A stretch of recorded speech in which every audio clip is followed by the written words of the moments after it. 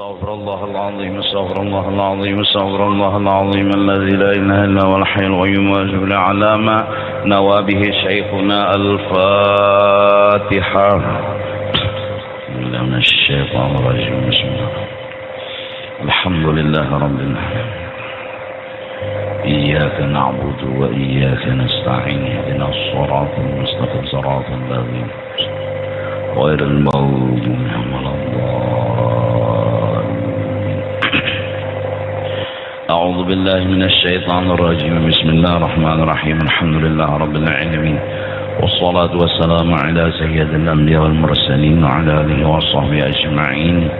سبحانك لا علم لنا إلا ما علمتنا إنك أنت العليم الحكيم ولا حول ولا قوة إلا بالله العلي العظيم العزيز العليم عدد كل حرف كتب ويكتب أبد الآبدين ودهر الداهرين. رضي الله عنا وعنكم. وقال رضي الله عنه. الفصل السابع في حب الدنيا. Pasal yang ketujuh daripada penyakit-penyakit yang ada di dalam hati, yaitu pada menyatakan kasih dan cintanya hati akan dunia, akan kesenangan dan kenyamanan dunia. Artinya kita orang beriman harus mengetahui dan memahami bahwa hidup kita ini selama-lamanya. Setelah kita dilahirkan dari rahim ibu, kita nggak bisa lagi untuk kembali ke rahim ibu atau mengakhiri cerita hidup. Semua laki-laki perempuan akan menemui perjalanan yang sangat amat panjang, tiada henti, tiada akhir. Hingga sekalipun masuk sudah ke dalam sorga ataupun nanti masuk ke dalam neraka, tidak ada istilah untuk kembali ke rahim ibu atau mengakhiri cerita perjalanan hidup. Dari mulai lahir dan seterusnya. Dan kita hidup, ada yang disebut di alam dunia, ada yang disebut di alam akhirat. Dan semua pasti menemui itu. Namun perjalanan panjang tersebut kadang-kadang terlupakan, hingga akal kita tidak waras lagi. Seakan-akan terasa hidup itu hanya di dunia. Gak begitu panjang cara kita berpikir, gak begitu dewasa cara kita memutuskan permasalahan. Akhirnya karena perasaan kita hidup itu hanya di sini, buktinya kita takut mati. Sepertinya kita nggak ingin berpisah yang namanya kehidupan di sini. Kita bahkan nggak mau mati. Sepertinya kita nggak ingin berpindah dari sini ke negeri akhirat. Itu bukti bahwa hati kita sudah disihir, dijampi-jampi oleh yang namanya kesenangan dunia. Kesenangan ini yang menarik hati kita. Akhirnya kita jatuh cinta kepada kesenangan. Buktinya kita nggak bisa terima yang namanya nggak senang. Kita hanya ingin kaya, nggak bisa terima miskin. Kita hanya ingin dipuji, nggak terima kalau itu namanya cinta. Dan cinta ini yang membuat kita akhirnya tersihir, kena jampi-jampi, kena guna-guna.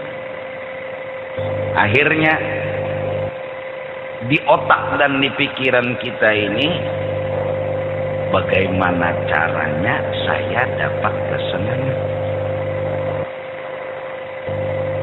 Bagaimana caranya saya jadi orang kaya? Bagaimana caranya saya harus dipuji dan disanjung?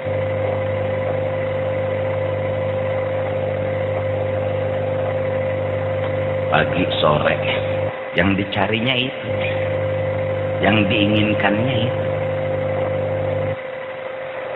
hingga tertanam di dalam hatinya dia, orang kaya, orang mulia, orang dipuji, orang yang berhasil dalam hidup. Ini otaknya dia, punya akal, punya otak, buntu. Bahkan lebih dari itu jahatnya, dia menghina orang miskin. Dia merendahkan derajat orang miskin. Bagi dia kaya itu mulia, miskin itu hina. Bagi dia dipuji itu terhormat, dihina itu tidak ada apa-apanya. Sampai begitu cara dia berpikir. Karena udah disihir oleh yang namanya dunia. Maka dari karena itu agama memberikan pelajaran kepada kita agar jangan sampai kita hubbud dunya. Memang sebenarnya sudah kita terangkan sedikit demi sedikit. Oleh karena itu seakan-akan kita ulang sedikit-sedikit. Orang yang memegang kekayaan, satu, jangan pernah merasa bahwa dirinya orang kaya. Kenapa? Karena yang kaya hakiki hanya Allah. Jangan pernah beranggapan saya orang yang kaya, banyak harta, banyak ini, banyak itu. Perasaan itu nantinya akan menimbulkan minta diketahui, minta dihormati, minta dimuliakan, minta dengan segala macam permintaan. Kenapa? Karena dia menceritakan dirinya orang kaya. Dia menganggap dirinya orang kaya. Tuh, dua. Kala kekayaan datang, jangan sampai sifat bakhil masuk ke dalam hati. Karena orang yang punya harta, punya kekayaan, kalau udah masuk sifat bakhil berarti kena jampi-jampi dan guna-guna dunia. Tiga, jangan pernah merendahkan orang miskin hanya dengan menilai harta dan kekayaan. Ya Rasulullah, sampai dia duduk berdampingan dengan orang miskin gak mau. Saking jahatnya hatinya, berdampingan. Dia takut kayanya menular ke orang miskin, miskinnya menular kepada orang kayanya tadi. Masya Allah. Ini otak sudah kena sihir. Ini otak sudah kena jampi-jampi. Ini otak sudah diubah, ditukar. Jadi nggak waras lagi. Apabila tiga ini ada di dalam diri kita, kala kita pegang harta, berarti kita sudah ada ciri-ciri gejala hubbud dunya. Nah, oleh karena itu, orang bagaimanapun kayanya ya tetap al-fakir. Hamba yang fakir. Itu semua pengarang pasti ngomong. Telah berkata hamba yang dhaif lagi fakir kepada Allah. Begini, begini, begini. Pengarang-pengarang kita pasti begitu ngomongnya. Ini maaflah sedikit bahasa Indonesia belajar-belajar. Karena ada tamu kita yang dari Jakarta katanya ya. Jadi maaf kalau kebetulan belum nanti bahasanya Banjar. Kada mahir bahasa Indonesia, jadi maafin aja.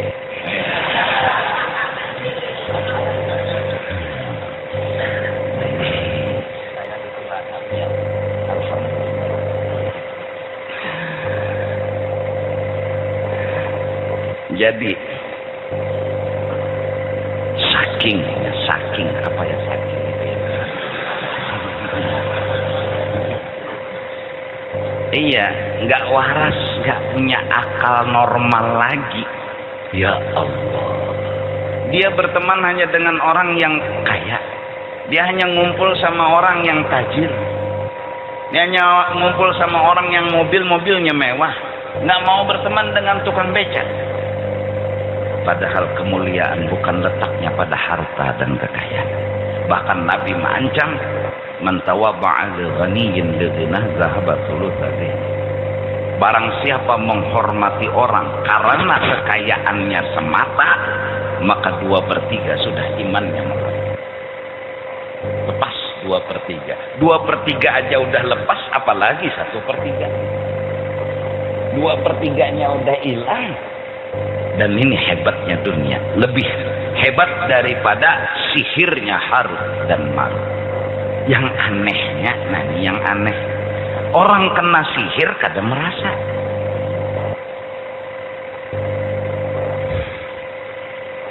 Satu, jangan merasa suci, jangan merasa kaya. 2, jangan engken, jangan kikir, jangan pemalar.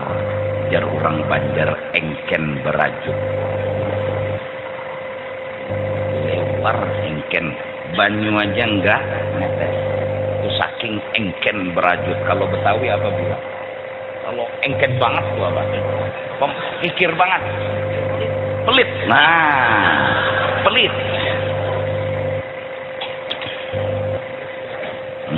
Pelit banget. Waduh. Iya, sampai jangankan orang yang dia kikiri, dirinya sendiri dia kikir. Dari Tanah Abang ke Monas berapa uang kalau taksi? 10.000 ya. Kalau pakai apa ojek? Ini dia jalan kaki.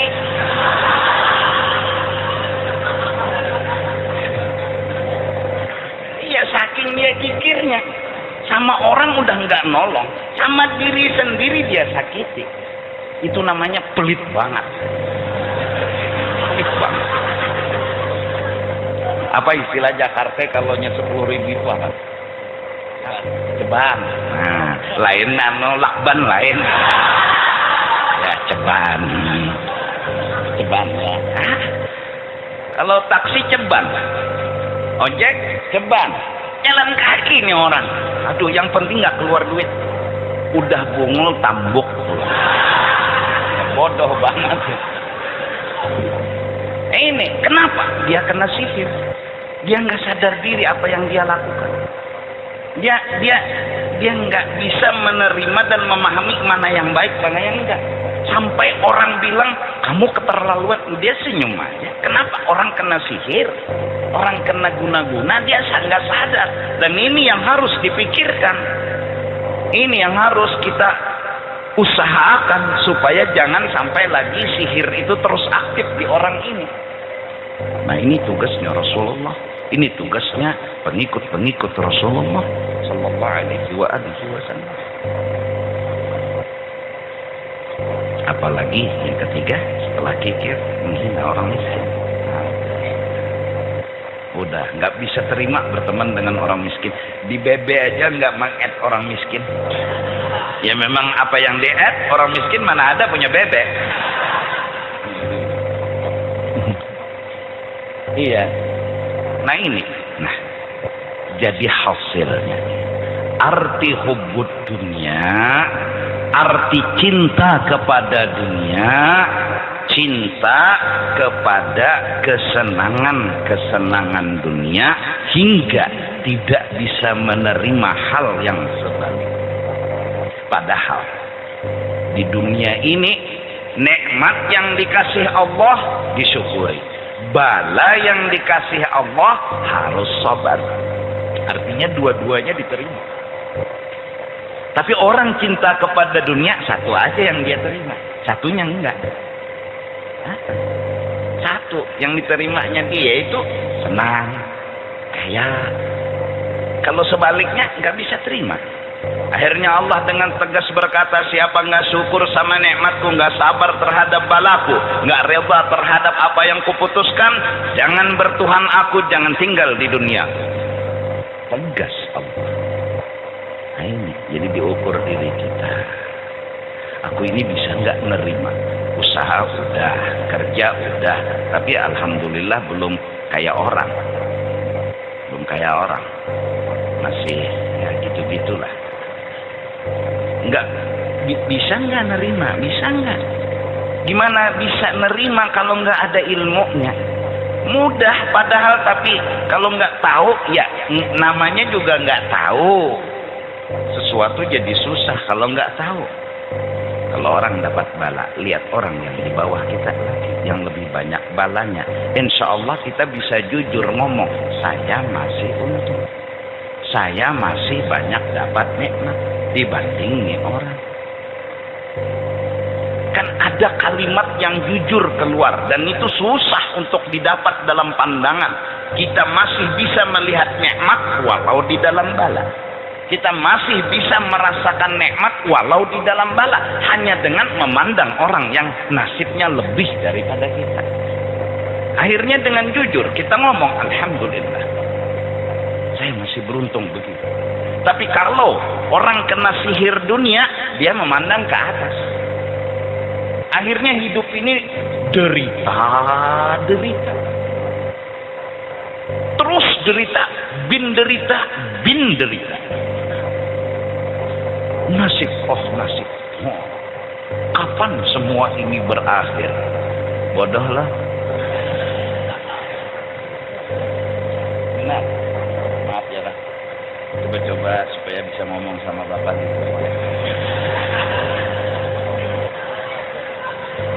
Sudah bisa apa ya? Akrab lah. Iya. Supaya kerasukan orang Jakarta.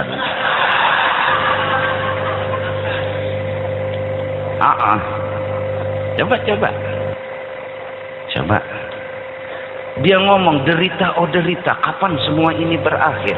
Habis rumahku terbakar, istriku meninggal, anakku mati. Apa kebahagiaan diriku? Ya Allah, kau tidak begitu adil. Turun sini kita kelahi. Allah diajak kelahi.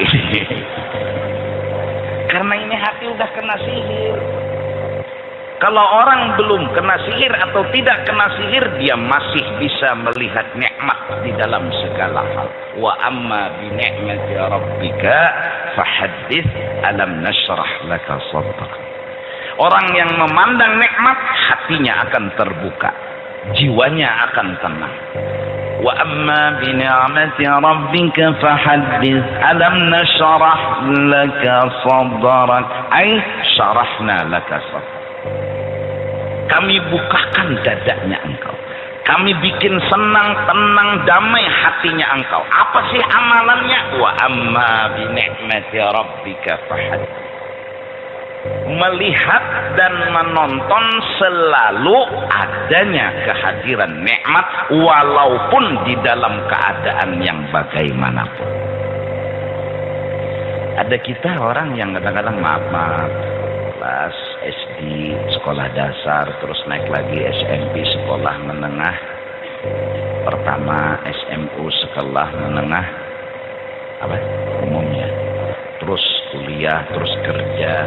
Udah manakala dapat kerjaan, gaji misalnya 1 bulan itu 2 juta, kita sebenarnya kalau dicukup-cukupkan ya cukup, tapi yang namanya hati udah kena sihir dunia, ingin lebih. Akhirnya kita cari lagi kerjaan sampingan. Apa kerjaan sampingan macam-macam, ini itu, dapat lagi 2 juta jadi 4 juta 1 bulan. Terus akhirnya setelah 4 juta 1 bulan, dia yang namanya orang kena sihir, dia mau tambahan lagi 6 juta, akhirnya 8 juta, terus 10 juta. Kapan jutanya berakhir? Bahkan orang yang punya 1 miliar, dia masih merasa kurang. Ini ciri orang kena sihir. Ini orang kena sihir. Akhirnya serba kurang. Diajak yasinan, sibuk. Diajak nuntut pengajian, sibuk. Dia sibuk terus. Sholat Jumat, sibuk. Acara maulid, sibuk. Mi'raj, sibuk. Ada orang kematian sibuk, pas dia mati ya nggak ada orang yang datang, karena semua juga sibuk. Sibuk. Syaghalatna amwaluna wa anfusuna fastaghfir lana. Kenapa? Karena tuntutan, rasa kurang, lalu ingin menutupi. Kapan? Nggak pernah berhasil. Kenapa? Karena nafsu telah bikin satu aplikasi di dalam hati, yaitu rasa kurang. Rasa kurang itu virus banget. Virus banget. Akhirnya orang nggak bisa syukur seumur hidupnya. Akhirnya dia nggak pernah merasakan yang namanya surga dunia.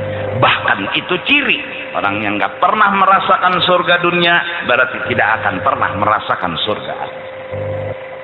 Mudah-mudahan mari kita semua berusaha untuk bersyukur terus kepada Allah, baik nikmat ataupun bala, agar kita jangan kena sihirnya tuh. Bahkan orang pemurah itu nggak harus kaya. Bahkan Nabi bilang orang punya uang 1.000, dia kasih 500, sisanya 500, itu lebih afdal dari orang punya 1 juta, dia kasih 100.000. 100.000 dari 1 juta kan berapa? 1.000 dari 500 berapa? Ya separuh. Lebih afdal yang 1.000 ini sedekahnya daripada yang 1 juta. Sedekah tidak perlu harus kaya. Nggak nunggu kaya, nggak nunggu banyak uang. Ada uang 100 rupiah, enteng teng, nah, celengan lewat, teng teng, celengan lewat, teng teng. Kalau celengan lewat celengi begitu ya.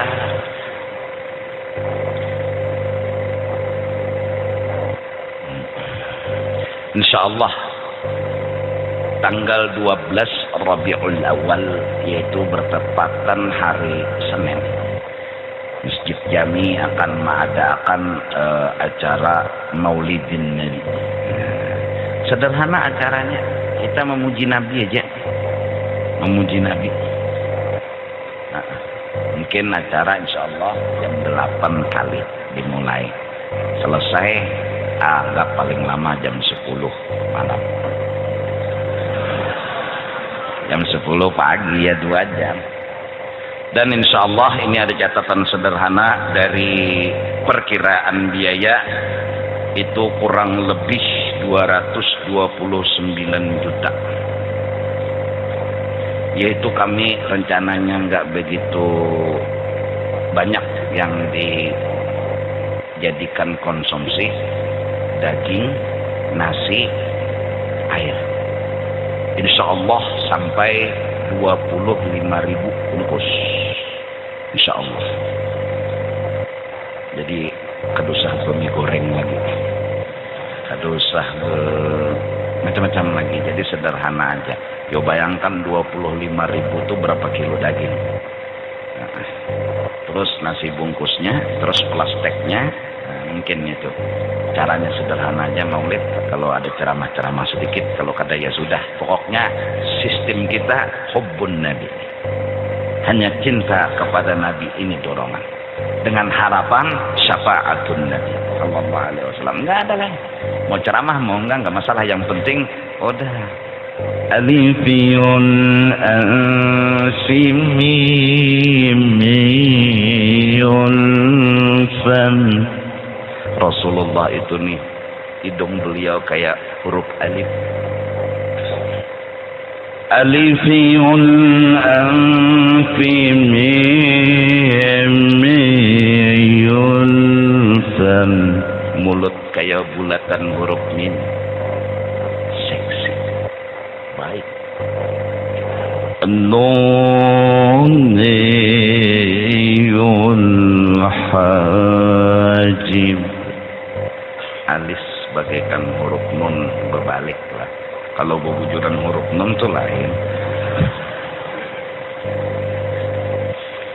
Alifiyul anfi mimiyul faminun niyul hajib. الكون كله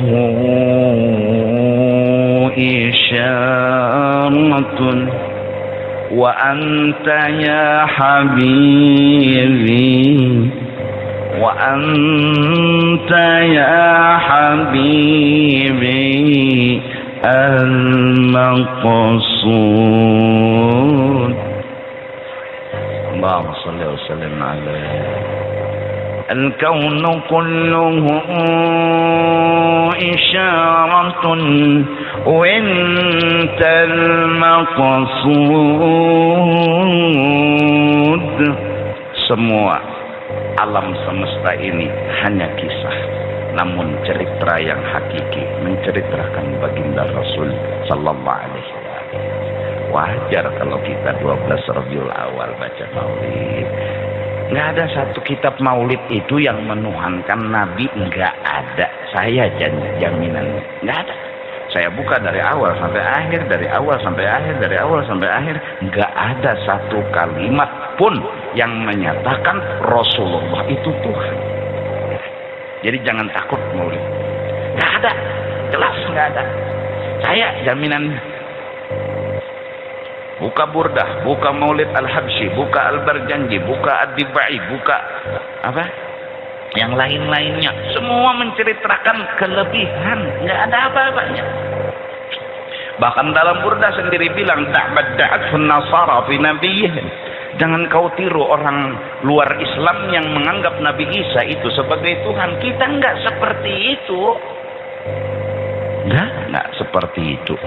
Nah, jadi insya Allah mulai minggu kena kita berpintaan jadi bakul berjalan.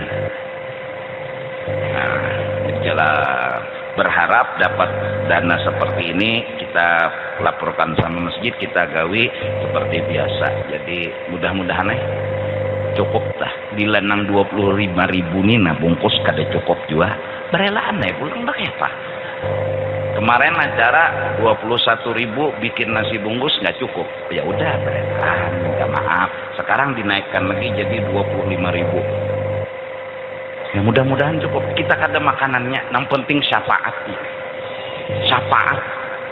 Syafaat Sayyidina wa Habibina Muhammad sallallahu alaihi wa alihi wasallam. Nah, lalu adapun hubbud dunia, yakni kasih akan dunia, maka yaitu dicela oleh syarak. Agama melarang kita untuk mencintai kesenangan. Kita harus terima juga yang sakitnya. Kita harus memahami dan mengerti juga yang bala, musibah. Jangan kita benci. Karena kadang-kadang yang pahit itu ternyata obat, yang manis itu ternyata racun. Manis tapi racun, pahit tapi obat, pilih yang mana? Ya kita ini kadang-kadang sukanya milih gini, yang manis tapi obat. Iya. Seharusnya kan dua pilihan, pahit tapi obat, manis tapi racun, pilih mana? Pilih kawin katanya. Jauh sekali. Jauh sekali. Allah. Dan yaitulah suka kesenangan dunia, tidak menerima yang sakitnya. Suka kaya, nggak menerima miskin. Padahal miskin itu kalau dipahami bisa jadi lebih bagus daripada kaya. Banyak orang kaya yang sombong, banyak orang miskin yang nggak sombong tapi malah tawaduk. Tapi kalau udah miskin sombong, apa yang disombongkan? Miskin sombong, bungas kada bagak. Di kampung sini jar bebinian banyak nanti gila-gila lalu enggak, memang hidup di kampung binian orang gila. Dia ngomong itu ada laki-laki perempuan di kampung ini semua jatuh tergila-gila sama saya. Memang semua perempuannya orang gila, jadi wajar aja tergila-gila.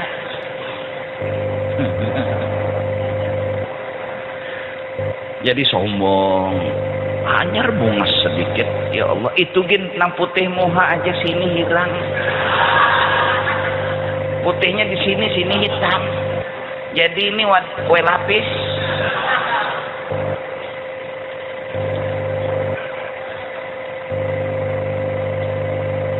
Miskin sombong, apa yang disombongkan? Nah, cinta kepada kesenangan itu dunia asal segala kejahatan. Semua timbul, sombong timbul. Menentang Tuhan bisa jadi berat. Menghina orang miskin jadi ada. Kenapa? Karena sumber penyakit cinta kepada kesenangan dunia. Yang semua itu cinta kepada kesenangan tadi membinasakan akan manusia. Oleh karena itu kan hati-hati, jangan istilah cinta kepada dunia akhirnya belajar ilmu agama. Jangan cinta kepada dunia, berhenti kerja. Ya salah. Yang dicintai itu bukannya bendanya, kesenangannya jangan dicintai. Arti kesenangan jangan dicintai hingga menolak yang sebaliknya. Artinya senang diterima, nggak senang dipahami.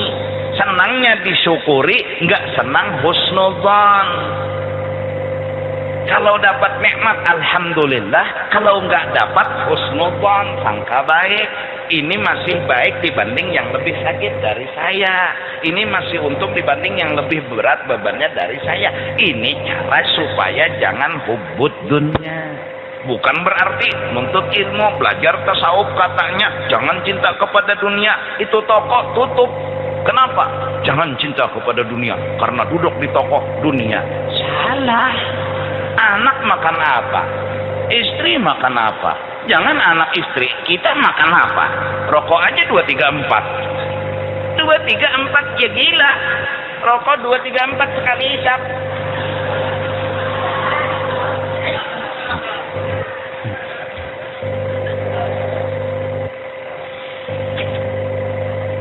Itu asal. Asal segala kejahatan, yaitu cinta kepada kesenangan tapi tidak nerima yang sebaliknya. Kalau kita sekarang alhamdulillah punya uang ada, punya rumah ada, alhamdulillah. Kan kita itu dekat sama Allahnya bukan dengan kesenangannya. Kita puji Allahnya, kita sanjung Allahnya, kita muliakan Allahnya bukan kesenangannya. Bahkan kita mendekati Allah lebih daripada kesenangan dunianya. Cirinya, tandanya ketika Allah berbalik berbuat yang sebaliknya, dia ngerti Allah nggak pernah jahat sama hambanya. Allah pasti menyimpan rahasia di balik semua ini. Walaupun dia nggak ngerti, tapi dia menyangka pasti ada baiknya. Walaupun dia nggak melihat mana baiknya, pasti ada bagusnya. Walaupun dia tidak merasa mana bagusnya. Yang namanya husnudzon, sangka baik. Jangan sangka jahat duluan. Kalau sangka jahat duluan ya supan seronganan. Seperti firman Allah Subhanahu wa taala, "Man kana yuridu harsal akhirati nazid lahu fi harthi, wa man kana yuridu harsad dunya nutihi minha, wa ma lahu fil akhirati min nasib." Barang siapa ada ia berkehendak akan pahala akhirat, niscaya aku tambah baginya di dalam pahalanya itu. Dan barang siapa ada ia berkehendak pahala dan kesenangan dunia, niscaya aku beri akan dia daripadanya kesenangan dunia itu, tetapi tiada dapat baginya di dalam akhirat daripada bahagian dan kenikmatan. Jelas. Kalau orang yang cinta kesenangan dunia, dia nggak bisa mikirin kesenangan akhirat. Akhirnya dia nggak dapat, karena dia sibuk mikirkan kesenangan dunia.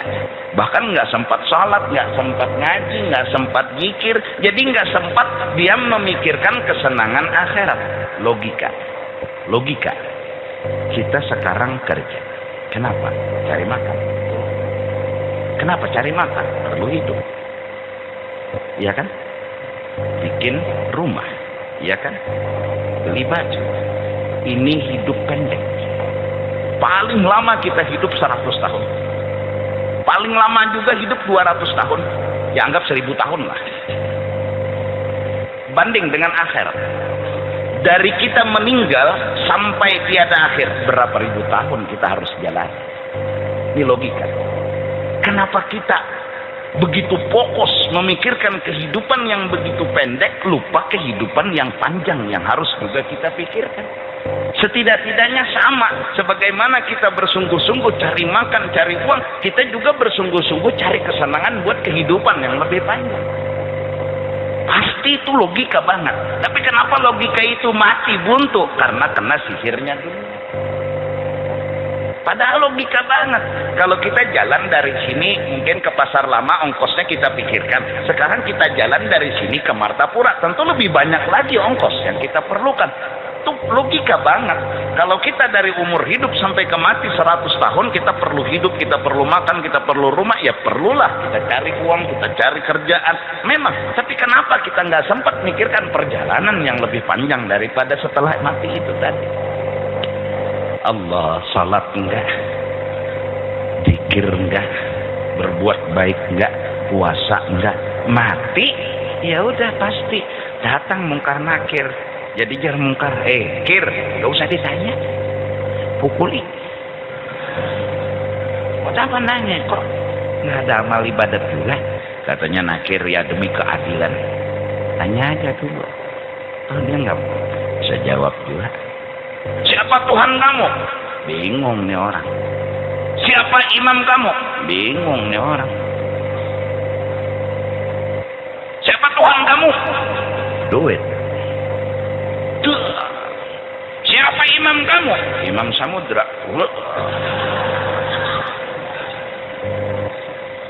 Misal. Artinya apa? Orang ini dari hidup setelah meninggal perjalanan panjangnya sakit terus. Kenapa jadi sakit? Ya wajar, karena dia juga gak bawa bekal. Dia di dunia gak sempat juga mikirkan. Jadi wajarlah sakit. Adillah Allah. Mudah-mudahan. Dari karena itu jangan dilepas istighfar, amalan astagfirullah. Biar nggak di surga, tapi jangan di neraka. Itulah harapan terakhir kita.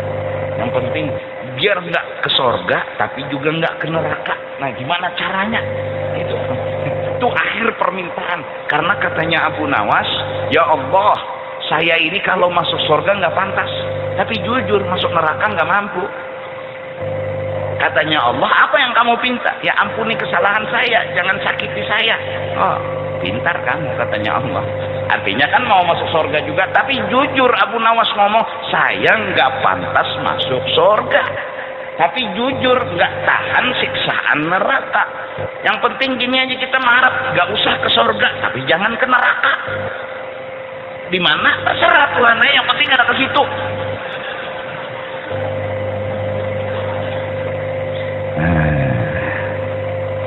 Alhamdulillah. Nah, itu tadilah pengumuman pertama bahwa insya Allah kita minggu akan datang menjalankan sumbangan. Sudah beberapa dahulu melakukan sedikit. Jadi 12 Rabiul Awal karena kita jadikan minggu kena 20 November lah. Terus minggu dudinya berapa tuh? 28 lah. Nah, minggunya sampai kena 12, jadi mungkin 4 minggu. Wabila cukup stop 229, ya anggap aja 230-an. Pas dah, cukup. Jadi jangan lagi kena aftar pulang, lagihannya tuh nak abut. Kemana gunakan? Ya nang akhirnya tuh nukar lagi mie goreng. Ini supaya pas-pas, itu aja. Memang cangkir kalau diisi air harus pas. Kalau lebihan kan jadi sakit kepala. Yang enak tuh yang pas. Coba kalau beli baju yang kebesaran gak enak, kekecilan juga gak enak, nggak pakai baju juga gak enak. Harus pas lah. Dan sabda Nabi sallallahu alaihi wasallam, hubbud dunya ra'su kulli khati'ah. Kasih akan dunia itu kepala segala kesalahan dan segala kejahatan. Jadi semua sumber kesalahan hanya satu, menuhankan dunia. Sepertinya bahasanya gitu. Cinta kepada kesenangan dunia. Jadi mudah-mudahan nih, Ikam teruskan sekolah, kuliah teruskan, melamar teruskan. Tapi seandainya hidup mungkin kada sesuai dengan yang dikehendaki, pahamilah di balik semua itu ada kebaikan yang terkandung. Itu mudah agar bisa menjalani hidup Setelah itu nanti ajal datang menjemput. Nanti kalian akan memetik hasil buah dari kebaikan yang kalian lakukan di sini. Tapi kalau sudah di sini sakit, di sana juga mungkin lebih tambah. Perempuan-perempuannya juga kebetulan kawin lawan orang berduit. Itihi satu laki suka ngomong dan ngaku kaya-kaya atau mengaku memuji diri enggak? Kikir enggak? Menghina orang miskin enggak? Kalau itu sifatnya, apalah arti kawin dengan orang kaya? Karena orang ini nanti akan berkumpul dengan Fir'aun. Fir'aun itu orang kaya. Namanya juga Fir'aun raja. Mana ada raja miskin?